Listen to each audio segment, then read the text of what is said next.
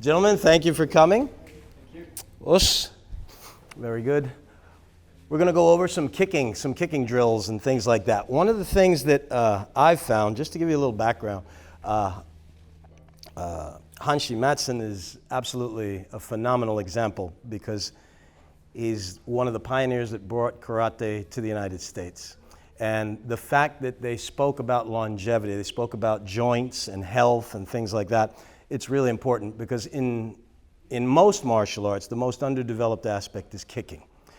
What we're going to go over in this is just, it's not going to be anything new, but it might be a different philosophy for some of you. Because a lot of times with martial art, particularly, what happens is we acquire techniques, but we don't necessarily have a delivery system for the techniques. So in other words, we learn how to kick, but we don't know how to go from point A to point B with that kick. That footwork is really important. So we're going to spend a little time on that. We're also going to spend some time working on the actual weapon that we're developing. Because just as I can open my hand and I can slap you, or I can hit you with a back fist, or I can hit you with a forefist, somehow when we're using our feet, it doesn't always translate the same way. Some people don't differentiate between the ball of the foot or the side edge of the foot, things like that. And we may go over some kicking techniques that are a little bit different for some of you.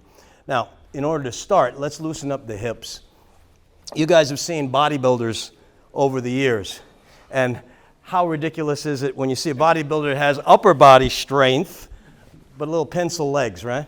Well, the same thing is true in martial art. So you want to make sure that you're developing kicking skills along the line of your hand techniques as well. You're always naturally going to have a preference. But in the case of women, for example, the legs are much stronger by comparison to the arms. So for them to develop kicking techniques is an asset. Another philosophy of kicking that's a little bit different is when you practice with precision kicking to the head area. Now that's not for self-defense. I want to clarify that. Just like perhaps this kind of stance is not necessarily something you're going to use in an actual encounter, although you may hit this position in the midst of a fight, and being able to go into lower positioning is important. Same thing, when we're practicing high kicking, if I can kick you in the head before you can react to it, the chances are that anything lower than that, I'll have no problem kicking with accuracy too. Make sense? Okay. So that's one of the things that we're going to do. So all the kicks today can be either waist height, like right around in this area, or a little bit higher. For this, I want you to get a partner, and I need a volunteer of some sort, somebody that can work with me a little bit just to demonstrate. Yes, sir. Thank you. Thank you very much. Give him a hand. Come on. There you go. There you go. All I'm going to need you to do is stay just like this, right like that. There you go. Now, just for today, what I'd like you to just think is when we have kicks, if we have a fighting stance, we have a front leg and a back leg. Make sense? All right, what we're going to work on is we're going to work on our front leg first. We're going to work on front leg movement. Why would that be? Faster. Closer to the target, exactly, just like that. So what we want to do is we want to work on this initial step with the front leg. So what's going to happen is we're going to step, come up, touch, and come back. So the motion that you're going to develop is 1, 2,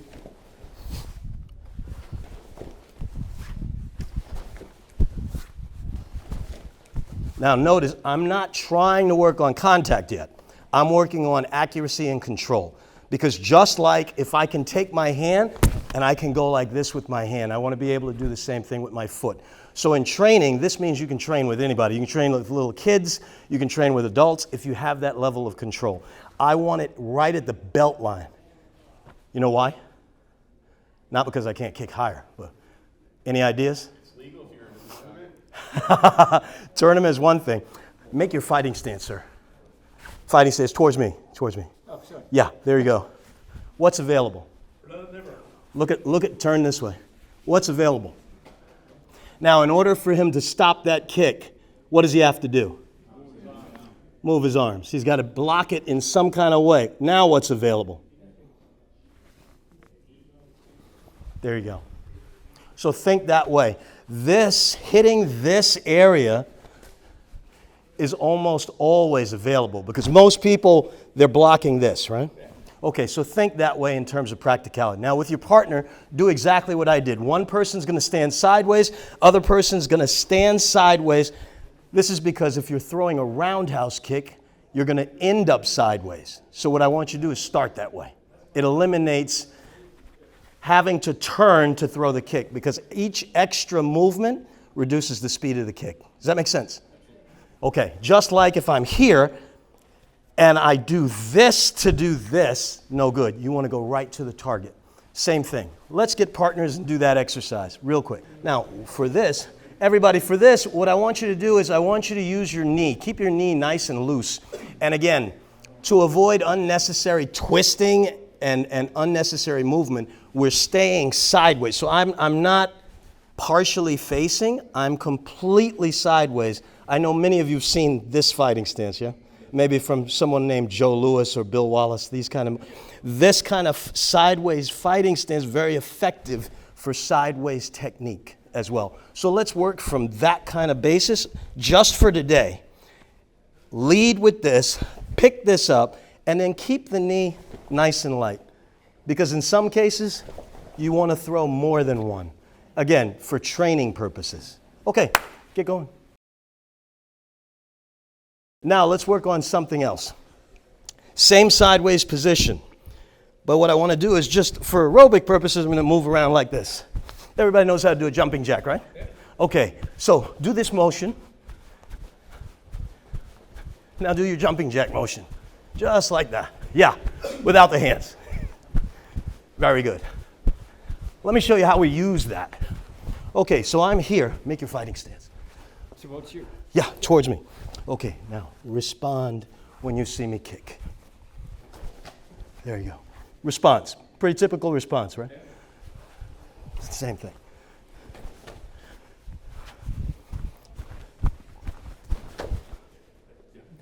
What happened that time? Why? It was lower. You were distracted. It was blending in with the movement of your feet already. Distracted, movement.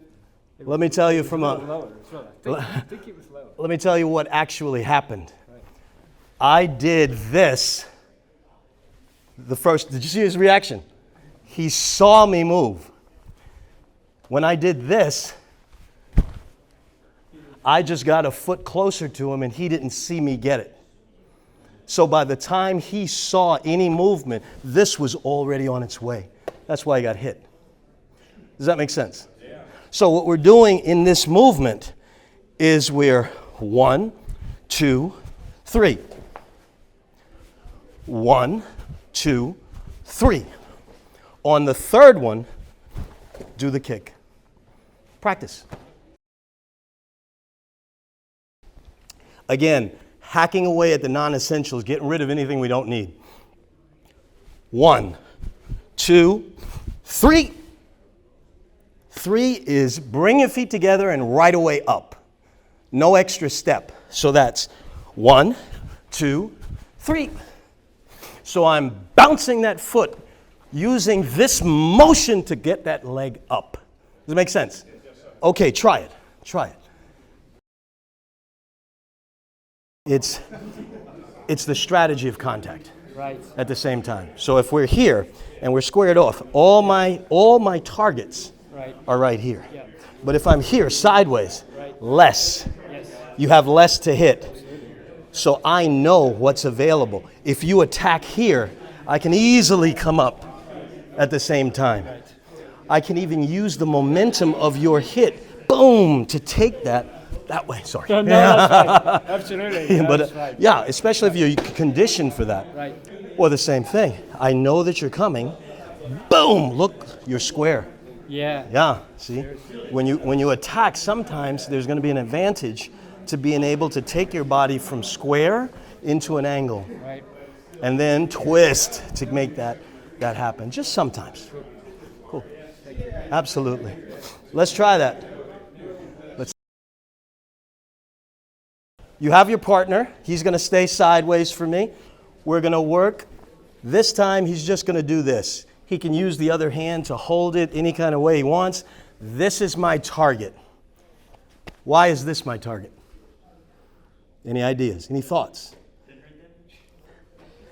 Doesn't hurt that much, because if I want to practice my side kick to the ribs, and I do a side kick with the heel to the ribs, after a couple of kicks, it's gonna and then it's gonna be his turn, and then we go back and forth, and it's not fun. So here, he can take a fair amount of contact here. So from here, all I want to do is that same targeting, because I don't want to train to miss. I want to do the same step.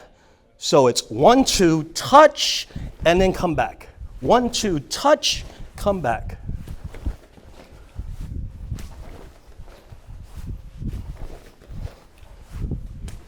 Now, do you notice I'm not jerking him over with contact? Right, because the same thing. You can do this drill. Once you have control, you can do the same drill with kids, with other people, and you're never losing when you do that. You're gaining control to make sure that you have control of your legs like you do your arms. Does that make sense? Okay, try it. Are you kicking ball of foot? I'm kicking Oh, you couldn't feel. right here. Boom. Ball of foot. No. Ball of foot's not touching. No, it's not. Right. Side. Side of the foot. Right. You can use the side of the foot. You can use the heel of the foot. Don't use the ball of the foot. That's not a side kick. Try it. Your turn. Same thing. Do you want me this far away? Uh-huh. You're faster than you think. Right. Because when you stretch your leg out, you're covering distance. Right. Stay sideways. Yes. Yes. Right in here.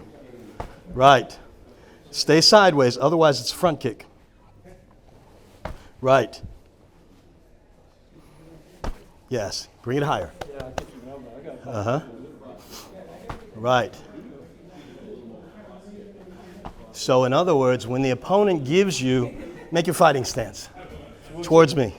Boom. If you give me this, I don't want to hit your elbow.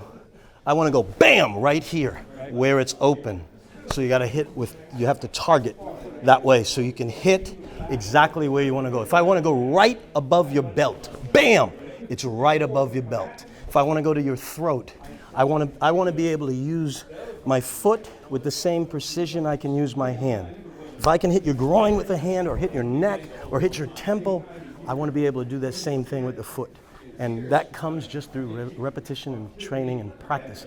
You don't even need, you can put a piece of tape on the wall Right. and focus on it.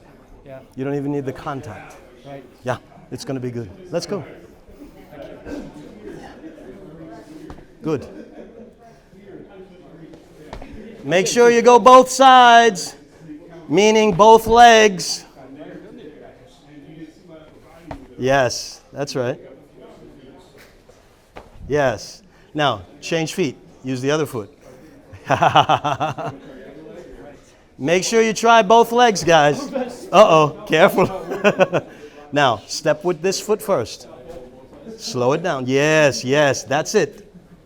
You have to be more deliberate with that one. Yeah.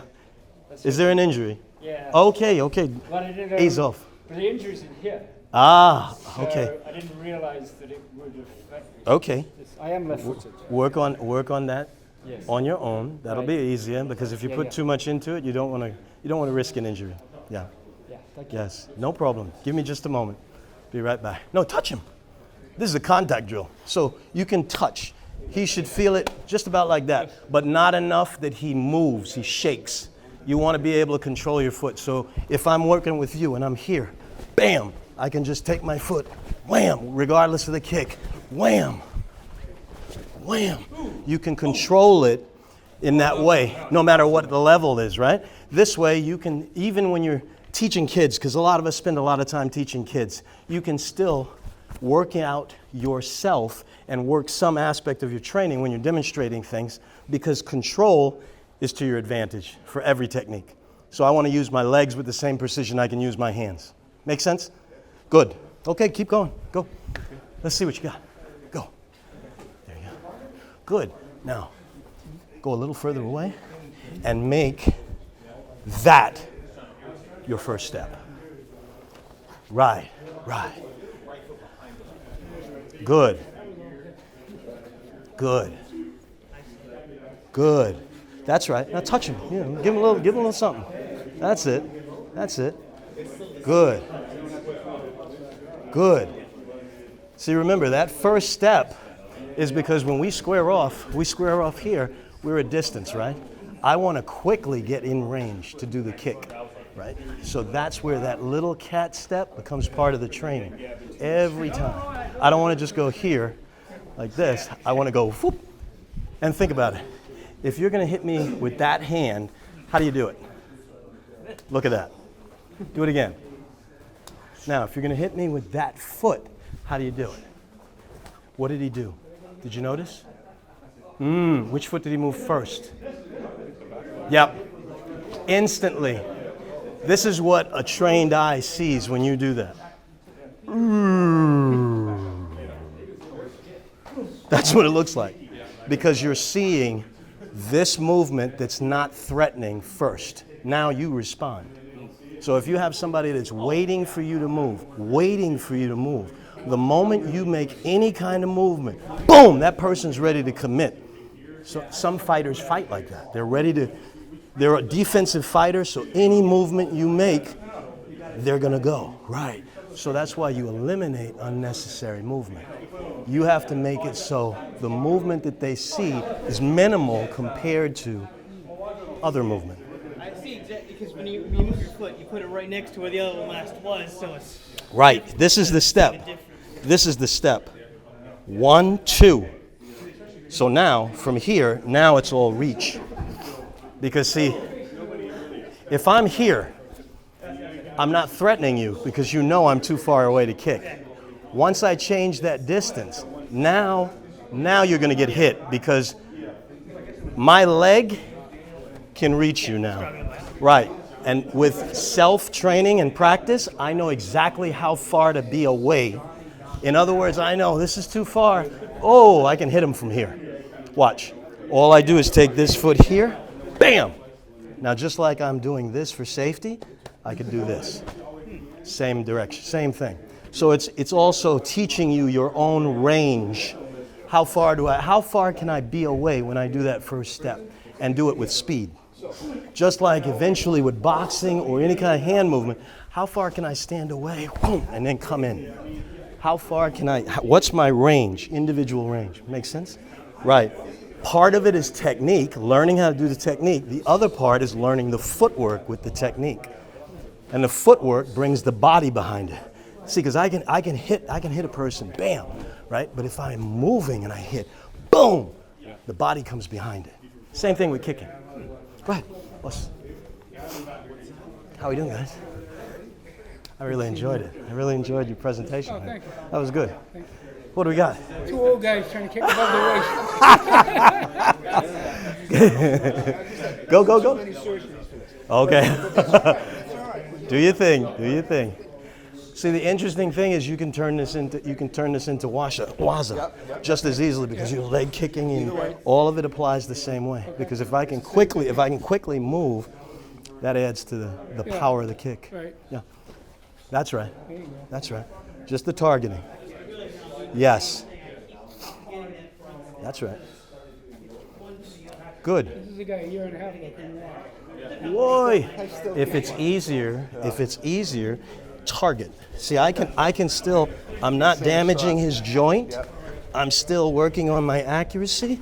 He can, and if I want, if he's willing, he can lean into it and get a little conditioning there too.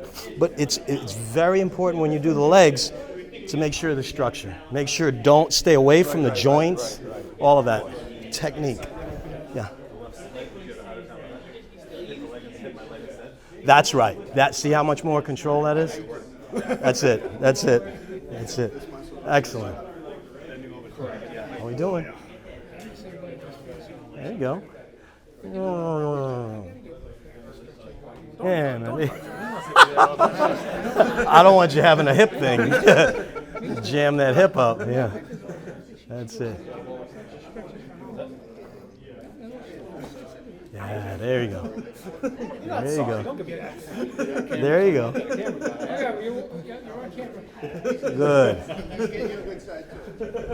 Okay. Okay, guys.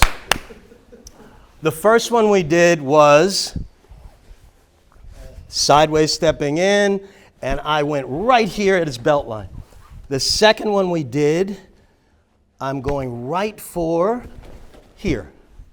The third one, I'm going to open my foot up. The sole of my foot is going to touch him just like I'm touching him here.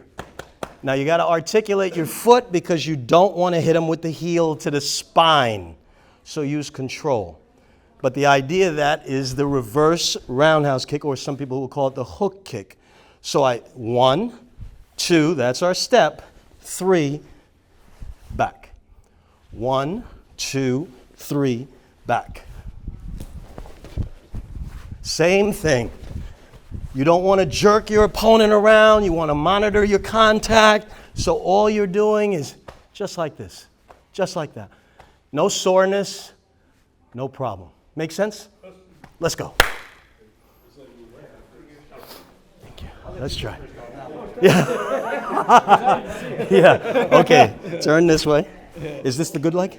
Which one's the good leg? This is the easiest one to kick with. Okay, Yes. You're going to kick with the easiest one to kick with. He's staying there. Right. Your kick is going to come this way.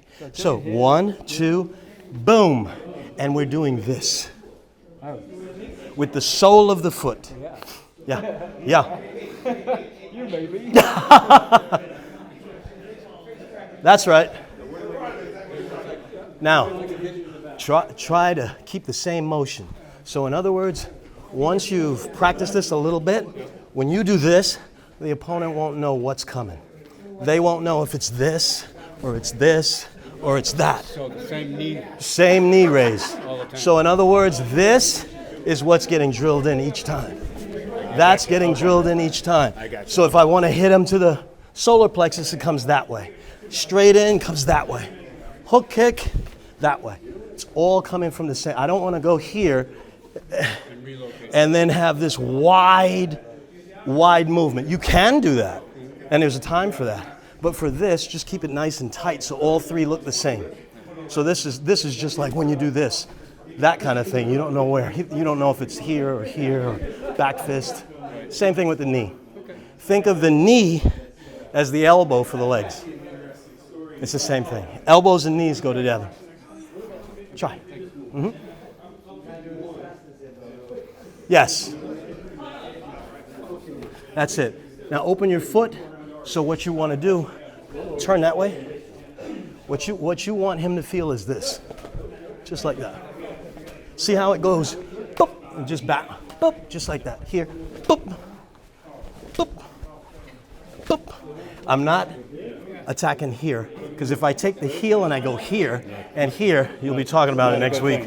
Yeah, exactly. Even lightly. So you want to protect your partner, open your foot up, and touch. So that just means point your toes. Yeah, using the sole of the foot. And yes, that's it. And let it bounce off. Use the knee. Right, watch. Boop. Boop. Yep, that's it. Boop. Now, always think, how am I going to use this? Right? Same motion here. Same motion to do the takedowns. Same thing. It just promotes more leg control. Right. So again, any of these things that we're doing up here, high, we do them low as well. Mm-hmm. Yes, absolutely. Just protect your partner's joints. Because it's his turn next. Yes. No one knows that better than me. That's right. Now also, train the step so that each time you do the step, you get out. Because once you close the distance, when I close the distance, if I come in, boom, bam, and I hit, I don't want to stay here. I want to get out. So you're training both. How to slide out afterwards as well. Go. 1, 2. Yes. Train it like it's a new movement. Yes. That's right. Now, take a moment. Show me how you would do a back fist to here. Show me the back fist. Good. Do it again. Move back a little bit. How would you do it now? Good. Same foot movement. Now the kick. Oh, okay. Same foot movement. That's it. Now, watch. What a lot of people do is when I'm throwing a jab or a back fist, bam, front leg. Bam, front leg. When I go to use a kick, back leg. So a person that knows fighting, they will time you instantly the moment you do that, because this motion is explosive and he has to respond. He has very little time to respond. If when I kick, I do this, he has time to react to it. There's nothing coming at him when I do that. So that's an extra move, like we talked about. That's like pulling this back to hit him. You don't want to do that if you can avoid that. Again, this is not replacing what you do. This is just adding a different tool for it. So when you're here, go right in. 1, 2, and then do the kick. So you're throwing it exactly the same way you throw your back fist. Gotcha. Try it. Yes, that's better. Lead with that. Yes, lead with that. If it helps, you can combine it with the back fist. Okay. So throw the back fist and then throw the kick. Okay. Yeah. Yes, that drives it in. Yes. Yes, that's it.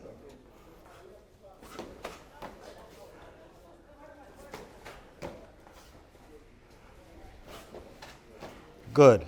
Everybody good with the hook kick? Good with the, okay, now, last one. Why don't we give him a break and you come on out. All right, last one. We put all three together as one drill. So what we're working on, you can see how the footwork becomes repetitive at a certain point. So what I'm doing is I'm watching my distance, see how far I am from him each time. What I want to do is I want to do the roundhouse kick. 1, side kick. 2, hook kick. 3. So I come in and out each time. 1, 2, 3. 1, 2, 3. And remember, you don't want to abuse your opponent. You just want to touch and work on your targeting. Make sense? Okay, let's go. Hey guys, what do we got? How you doing? I'm good. Yes, good. Touch him. Everything's a touch.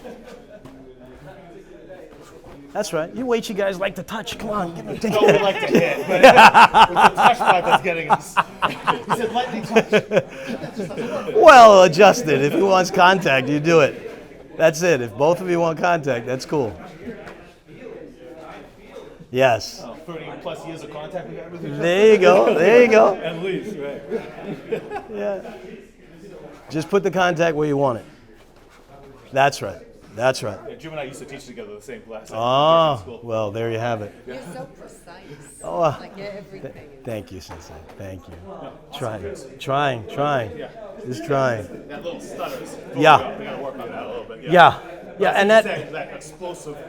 And that adds to the speed, because when everybody in the room is a black belt and everybody's used to seeing things, when you show something that's outside of the box, or you have that ability to use either hand, either foot, it becomes less predictable. Yeah. And especially when you start working with people that are taller. Yeah. Because in competition, a lot of times, when we fight the kilo classes, I'd be the same kilo as the Europeans that are like this tall and have a reach that's like, incredible. So how do you deal with that? You have to have tools. You have to be able to use your body. Like I've fought with guys like Andre that are just monsters. And if you can't, if you've got a toolkit with only 4 tools, that's boom.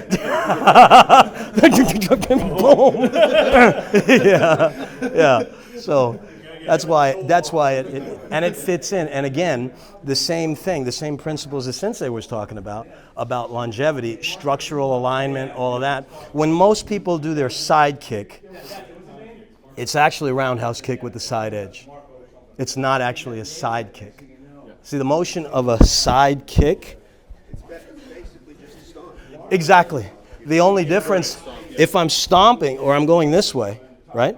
The only difference now is what I do with this foot, and this hip opens up. So I'm here and I do this.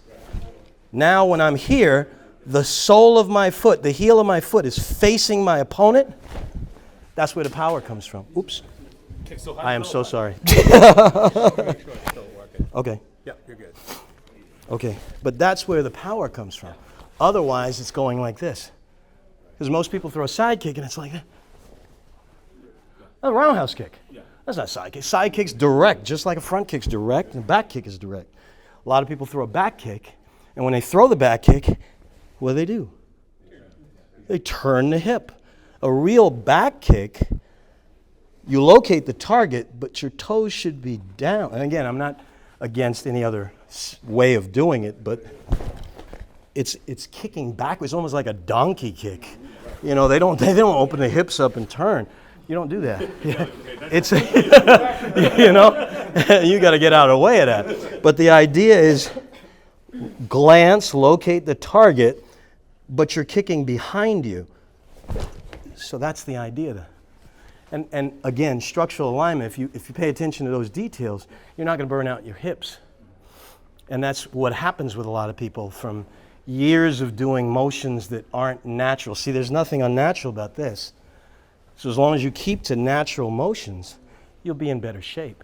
And it's training the motion too. So Right. Going And along with it, you're encouraging it to grow better. and warming up properly and knowing your body, because all of this amounts to self-knowledge, right? You have to discover what works for you, how your body changes with the seasons even. And Chinese martial arts teaches that. Certain practices are not done during certain times of year in certain climates, things like that. And if you're in a warmer climate, you might have to spend a little additional time warming up. And as advanced people, sometimes the warm-up that we do in class may not be enough for what we actually have going on with our body. So we need to come a little early and loosen up properly so that we're ready. Yeah, sir. You just mentioned in the warmer climate, you have to do more loosening. No, it really comes down to listening to your body. Yeah. Sometimes in the warmer climate, there's certain practices you cannot do or should not do because it could elevate the... colder climate. Yeah, it is. It is. In many cases, you have to spend a little bit more time on the small joints, the toes, warming up the ankles, knees. You guys know. Yeah. You know what it's like to come in the floors like ice. You know, maybe not in the beautiful dojo that Sensei has, but in my dojo in New York back in the day, it was like a sheet of glass, like an ice skating rink. People are walking around like this, standing under the heaters. You know, yeah. Kids' classes for the warm before. Yeah, exactly. Yeah, but that's, yes. Sorry. Yes, no, please. Stretches do you do to, because that kind of, got to stretch it out. And A combination. Now again, at black belt level, if you guys have been doing this long time. which were the worst. Yeah. They were like, oh, I've been doing this a long time. I'll just Well, see, kick when I feel like. and the theory is, just like conditioning, you don't start out as a white belt getting full power shots. They gradually increase the strength as the muscles start to develop. Well, it's the same thing with the body. As we age, our bodies change. Our mind has to change too, and we have to adjust to the additional needs. So a lot of time spent on lower back and hip flexibility and strength, because the ability to bring this thigh up and chamber properly involves the abs, it involves the core. In all karate, involves the core. This is a buzzword for people that are not karate people. They say core. For us, we just say karate, and it's the same thing. You have to have the lower body engaged properly. So warming up that area, full body warm up, just like beginners are thinking about punching and kicking, we're thinking about full body technique. How do I hit with as much force as my frame can generate? So it's not just arm and shoulder punching. I'm trying to activate my hip, throwing my hip in my technique. Same thing with my kicks. I don't want to just touch. I want to break whatever I hit. So it's the same kind of philosophy. So in terms of our warm-up, do you feel any limitation when you're doing certain things. You want to be able to move all the joints freely. If you don't have that free movement, there are certain stretches that you should do to encourage that free movement. And the key thing is to catch it when it's happening, not like after it's already been solidified, right? If we spend time at a desk, we have to compensate for that by being active. Like Sensei was saying, we got to move every day. We got to move every day because that's the way this works. Karate won't work if we don't make it work. And we have to move our bodies every day. Do some level of karate every day. Even if it's walking to the car, paying attention to your balance. Because what happens to people as they get older, balance becomes more of an issue. But when you study martial art, balance is part of the practice, right? We're standing on one foot, we're moving, we're shifting our weight with power. And so some of those things that you hear the masses talk about, they don't really apply to karate people that are practicing properly. Does that make sense? Yeah. And that's basically just, there's no secrets. It's just a matter of staying active and doing what you're supposed to do as far as training is concerned. That's all. Different practitioners will resonate with you differently. Like there's some practitioners, you'll see the amount of power that they're able to generate. And you're like, oh, wow. Or somebody is able to do a kata and oh, wow, I want to be able to do it like that. Or some aspects. And take the good from all of those situations. That's why an environment like this is really good, because you get to see and hear different aspects of different things, different people that you might not always get a chance to train with. And that's why it's good to grow in that environment. Okay, yeah. Thank you. Any other questions? Oh, no, I was just going to say thank you. Oh, my pleasure, my pleasure, absolutely. Thank you. Thank you, Sensei. Thank you, thank you. Thank you very much. All right, what time do we have? How about 10 minutes? Oh, we have 10 minutes still. I have a question. Yes. Something I worked on a little bit. I was wanted your take on it. Mm-hmm. So if we're here, right, Mm-hmm. and I see you moving back, I wanted your take on it. If somebody's changing their distance Mm-hmm. from where I'm getting ready to do the attack, Uh-huh. if I see you moving back, Mhm. would you shuffle up? Sure. You would maybe do a jump. Sure. If Or if you're coming at me, in order how to would- chase. How would you if somebody was jamming you? Okay, if I'm understanding right, if I'm attacking you and you change the distance, Yeah. part of that is in training. Now, part of that is in training, meaning when you start this exercise, you'll start with just a small step. Right. Later on, you'll get a bigger step. Did you notice the distance I covered Yeah, now? a lot. Yeah, eventually you'll be able to take a front foot step that covers nearly 3 feet and slides you up, which for most people, they won't be able to get out of the way of that, especially if I generate momentum going forward, because I'm not going to go 3 feet and stop. I'm going to go through him the same way I would if I'm throwing my reverse punch on somebody like our friend Andre, right? So do you adjust your amount of energy Yes. compared to what I'm doing? Yes. Or does it matter to you if you hit me with a side kick here Yes. or if you hit me with a side kick here? Because I know you get your hand. In other words, I'm saying that maximum Right. strike. Okay. Are you watching me what I'm doing so you can say, oh, he's moving back. Always. I need to really get into it. Yes, always. I think that comes down to intention, understanding intention. So what I think of when I'm thinking of kicking or punching, I think of these as heat-seeking missiles, Okay. right? So if you move, these have to move with you. They have to compensate for the distance. So in other words, I can predict if you're static or square off. Okay. If we're here, I'll look and see where your movement is. Okay, he's going to be flat-footed with me. Okay. If he's flat-footed, I'm not. Right. Does that make sense? Right. And once I see that, I know his mobility is going to be impeded. And then I'll respond to it. Sometimes in the midst of things, I'll test his reflex. Okay, he didn't really react to that. That lets me know if I increase the speed, he probably won't react to the next thing that I'm doing moving forward. Does that make sense? Okay. And a lot of times your opponent is trying to read you while you're reading them. So the idea is to have more tools in your toolbox. Because, see, some people will think, I'm too far away to hit him, remember? I'm too far away to hit him from here. I'm not really too far away. All I need to do is get to here without him responding. I'm done. Right. See, if I'm here, that's it. Once I'm here, I can hit him.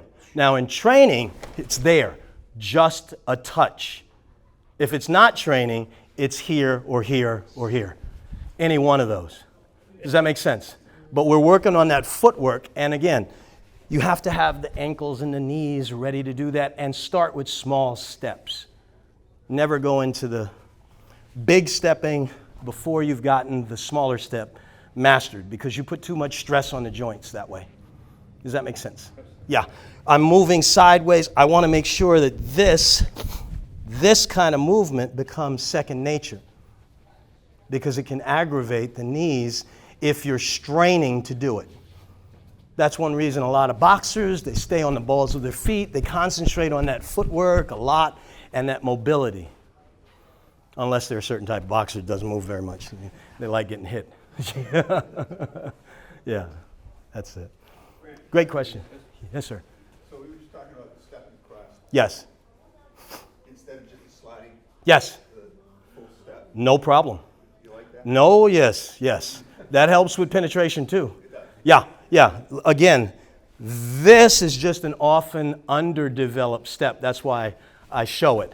But stepping behind, stepping in front of, change feet and step, all of that, all of these are different methods of delivery. And that's what I call it. I basically refer to it as delivery, because you learn how to do your front kick, your roundhouse kick, your side kick. You learn that, but now how do I use it? And the delivery system is one aspect. Then there's the strategy system, right? So, square off. All right, so if we're here and I go, right, I go, right.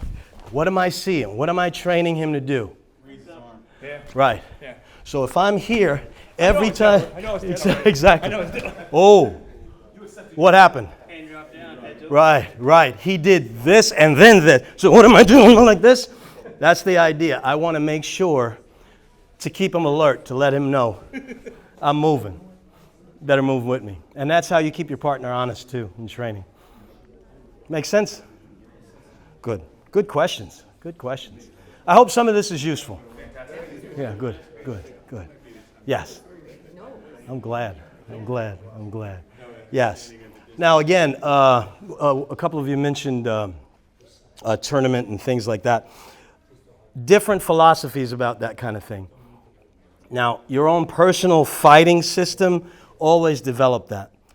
For some of these drills, we're working on a sideways motion because we want speed. Some of them involve working at a different pace. So you can adjust your fighting stance as you see fit, but the step doesn't change. The only difference, if I'm squared off with my opponent this way, the only difference is when I make that first step, now I'm going sideways to do my technique, if I'm doing some of those techniques that we were working on. Otherwise, you can incorporate it whatever way you like.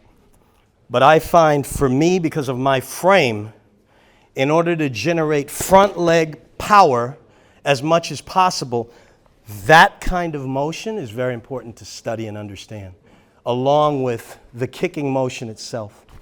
And in order to do, remember, we talked about this motion going sideways. In order to do that, you saw that pivot? You have to train the body to do that without straining the body. And that's where all our practice comes in. That's it. And dynamic flexibility is part of that, where we swing the leg up, working that. Work on the kicking motion, strengthen the kicking motion, hold a chair and do the kicking motion. That's all very, very important. You don't need anything. You can hold the wall and do it. You can hold a partner. If we had more time, we'd do some of those exercises as well. They're pretty easy to do. If I have a partner right here, we stand side to side. I pick my leg up like this, and I'm working on the precision of the technique. Right here, I'm staying sideways, making sure this foot is pointed the way it needs to point for me to have that power. Same thing with the side kick, same thing with the hook kick. Work on holding it out so that you're strengthening the muscles and the ligaments that hold the leg out. And those are things that you can do. And then you work with a partner on the aspects that you do with a partner, distancing, things like that. Yeah. Anything else? Yeah. Yes, please. You prefer your left side? Left side, I happen to have a little bit of inflammation in my right knee right now, but I've had some acupuncture doing. But I can use either leg basically the same way. Yeah. Sure, too. I just noticed that you were. Yeah. I'm favoring it right now. That's why I didn't go all out when I was doing, because I'm just overcoming something with one of my kids. But is that your normal right side Right side is the same. for you? Yeah. Yeah. Right side is the same. No. It will 100%. It'll depend on the feeling of the opponent. The feeling of the opponent and the type of situation. If it's self-defense, I don't know which side's going to be forward. So I have to have the capability to deal with both. I don't really have that much of a preference. If it's sport, then I'm going to look at speed or power. Like if your opponent outweighs you, you want to come with your weapons that are sharpest. And sharpest weapons is also going to vary. It depends. I'm sorry, guys. May I have to see it? The secret's out. I just love Charlie Brown Snoopy. Okay. That's it. It's like how they treated adults. Yeah. Wah, wah, wah. I definitely don't want to sound like that right now. But yeah, that's it. And just pay attention to the basics. And like was spoken about before, I draw a lot of inspiration from the seniors. And they push us, they show us what's possible. Like our goal is when we get to be 84, 85, 90, are we still doing it? Can we still do it? You know, that's the whole idea, you know, and to keep active. Because we have plenty of examples of people that are defying what we hear. Because a lot of times we're in the real world and we hear different thoughts about aging and doing martial arts when you get older and things like that. And it depends on who you listen to. It really does. Because I've seen examples of people that have 60, 70, 80 years of training behind them that are examples to the young people. The young people want to look like that. They want to look like that. They want to be able to do karate like that or kobudo like that. And that's a lifestyle, maintaining a lifestyle. Now, the height of the kick is not as important as doing the kick. And remember, accuracy is important because for the street, you never need to know how to kick high. But again, that philosophy of kicking is if I can kick him here with control, you think I can hit here with control? I can hit here. I can hit anything under there with the same amount of precision and control. So that's useful. Make sense? And it avoids boredom because we have to have something new to work on. And when we go to kick to the head, if we see, oh, wow, that didn't work out. Now we got something to work on. Yes. He can. Oh, okay. All right. Thank you. Thank you so much.